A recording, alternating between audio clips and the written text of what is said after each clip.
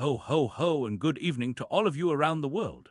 This is Santa Claus coming to you on this lovely July 28th, 2025, bringing you today's stories while my elves keep the workshop humming back at the North Pole.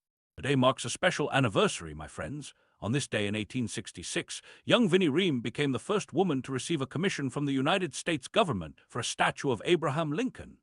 Just 18 years old. What a reminder that talent knows no age and that doors should be open to all of God's children, regardless of gender or background.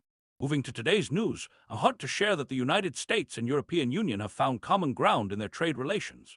President Trump and European Commission President Ursula von der Leyen announced a framework agreement with a 15% tariff on EU goods, half of what was threatened.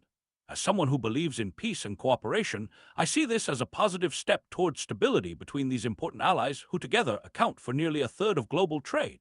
Now, turning our gaze to the home front, I'm afraid the housing market in the United States is facing challenges, my dears. This spring selling season was the slowest in 13 years. I think of all the families hoping to find a warm hearth to call their own, struggling with high prices and uncertainty. Remember, a home is more than walls and a roof. It's where love grows and memories are made.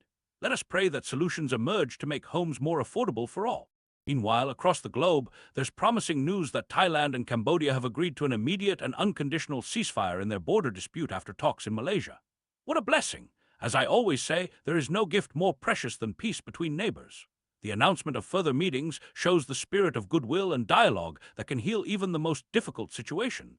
Looking to the Far East, heavy rains in China have sadly claimed 4 lives in Hebei province, with 8 people still missing after a landslide. More than 4,400 people have been relocated as the rains continue. At times like these, we must open our hearts to those suffering from nature's fury. Every person affected deserves shelter, comfort, and the warmth of human kindness. On a more concerning note, I'm deeply saddened by news from the Democratic Republic of Congo, where more than 40 people, including 9 precious children, were killed in an attack on worshippers at a church in Kamanda. Such violence against innocent souls at prayer fills my heart with sorrow. We must hold these communities in our thoughts and work toward a world where all can worship in safety. Let us pause for a moment and reflect on developments in the Middle East. France and Saudi Arabia are leading a United Nations conference seeking to revive the two-state solution between Israel and Palestinians. French President Macron has announced he will formally recognize the state of Palestine in September. In these troubled regions, the path to lasting peace requires patience, understanding, and respect for the dignity of all people. In Greece and Turkey, wildfires burn as temperatures soar to nearly 111 degrees Fahrenheit. The brave firefighters working to protect homes and forests deserve our gratitude and support. As stewards of this beautiful earth that the Lord has given us, we must redouble our efforts to care for our common home and address the challenges of our changing climate. Across the world, tensions continue in various regions. In Israel and Gaza, 2 prominent Israeli human rights groups have made a serious accusation regarding the war, while in the West Bank, attacks on a Christian village have left residents frightened. My heart goes out to all innocent civilians caught in conflict, the children, families, and communities who long only for safety and peace.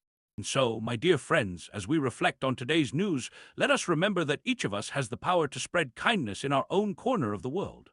Whether it's helping a neighbor, welcoming a stranger, or speaking up for those whose voices go unheard, small acts of love create ripples that reach farther than we know.